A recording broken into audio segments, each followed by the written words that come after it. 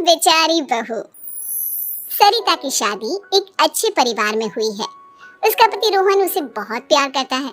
घर में उसकी सास शांति और ननद मीनाक्षी भी है, जो सरिता के किसी काम में दखल अंदाजी नहीं करती। लेकिन फिर भी सरिता को ऐसा लगता है कि दुनिया की सबसे ज्यादा बेचारी बहू वही है और सबसे ज्यादा अत्याचार उसी पर हो रहा है। माँ जी, ये लीजिए आपकी चाय।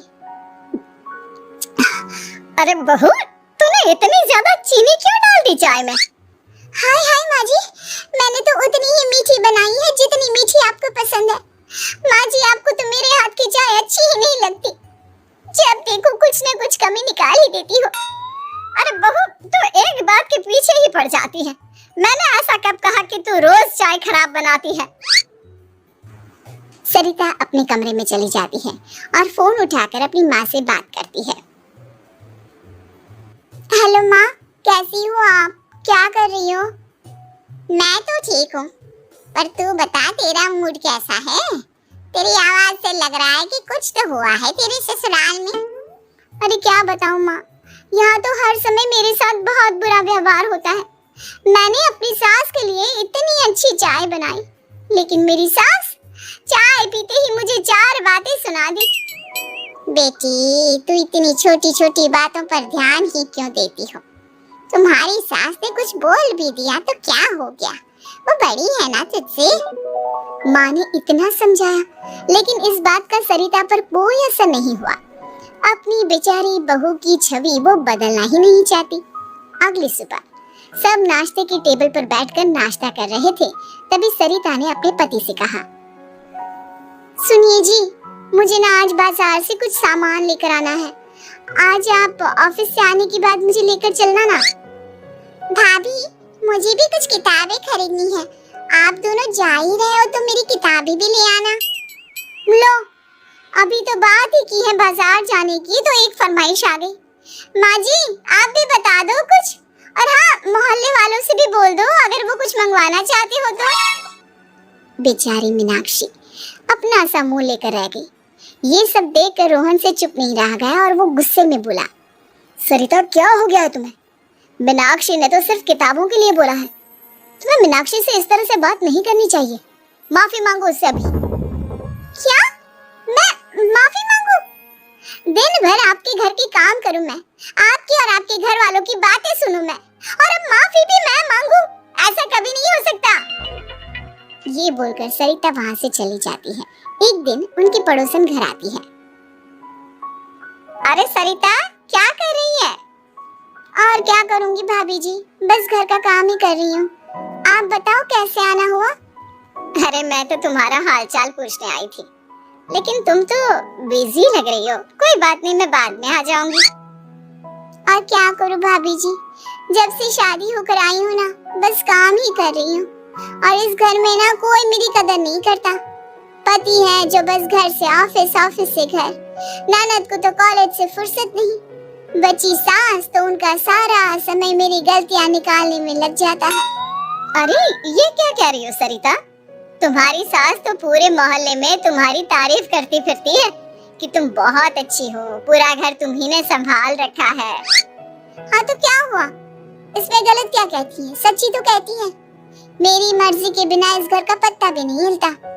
शाम को जब रोहन घर आया तो उसने सबसे कहा, कल हम सबको मौसी जी के घर जाना है, उनकी बेटी की शादी है। सब अपनी अपनी पैकिंग कर लो, सुबह होते ही निकल जाएंगे।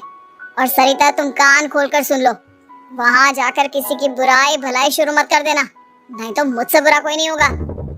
हाय हाय जी, आप तो ऐसे कह रहे हो जैसे मैं सुबह शाम सबकी बुराई करती फिरती हूँ।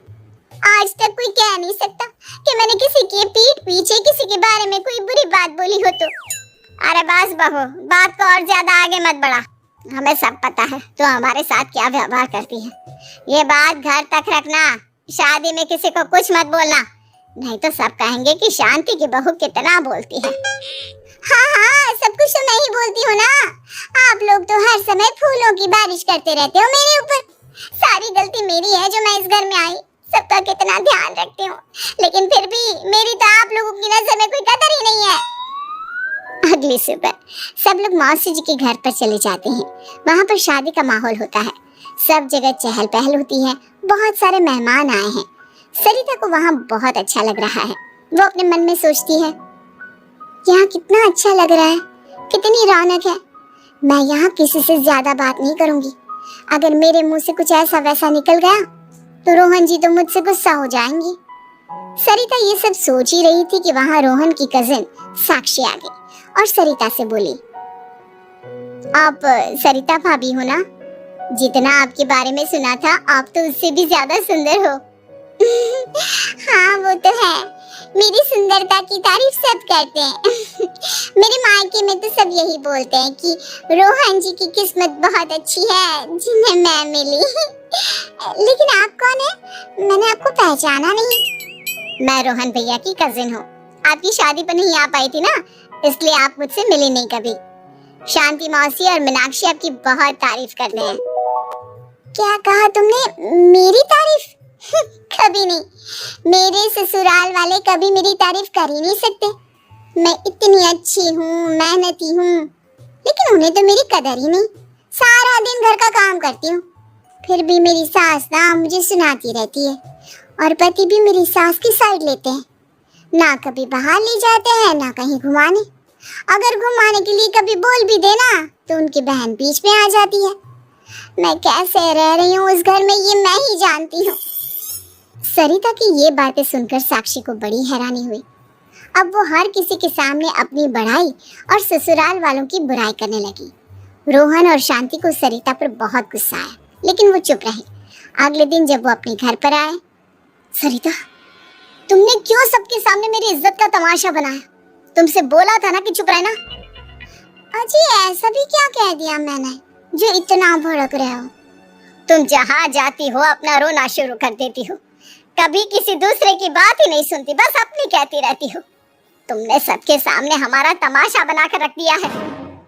हे भगवान, मुझे अपने पास बुला ले। जिस घर में मेरी कदर ही नहीं, उस घर में मेरा क्या काम? अरे क्या करूंगी मैं यहाँ रहकर? जो भी आता है मुझे सुनाकर चला जाता है। मैं तो किसी से कुछ नहीं कहती। सीधी सादी बहू मिल गई है ना सबको, तो जो जी में आए वो करो। सरिता ने अपने आगे किसी को कुछ बोलने ही नहीं दिया और उस दिन भी उसने सबके सामने खुद को बेचारी बना ही दिया।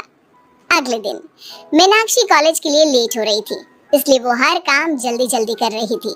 अपना नाश्ता लेने किचन में गई और पतीले में रखे गरम दूध को गिलास में डालने लगी। दूध का पतीला उसके हाथ से छूट गया और गरम गरम दूध उसके हाथ पर गिर गया। ओए माँ, हाय मेरा हाथ, माँ मेरा हाथ जल गया। मीनाक्षी की आवाज सुनकर सरिता दौड़ती हुई आई। ये क्या किया तुमने? तुम्हें नाश्ता चाहिए था तो मुझसे बोल देती, मैं क्या मना करती थी? अब पता नहीं कितने दिन की मुसीबत पाल ली तुमने। सरिता मीनाक्षी को उसके कमरे में ले गई और उसका बहुत ख्याल रखा। उसका इस तरह से ख्याल रखना शांति और रोहन को थोड़ा अजीब लगा। माँ, सरिता के दिमाग का भी कुछ पता नहीं। कल शादी में सबको इतना कुछ बोल कर आई है हमारे बारे में, और अब मीनाक्षी की कितनी अच्छी देखभाल कर रही है। ये ऐसा क्यों करती है? बेटा, तेरी बीवी की ना आदत हो गई है सबके सामने खुद को बेचारी दिखाने की, और आदत इतनी जल्दी नहीं बदलती।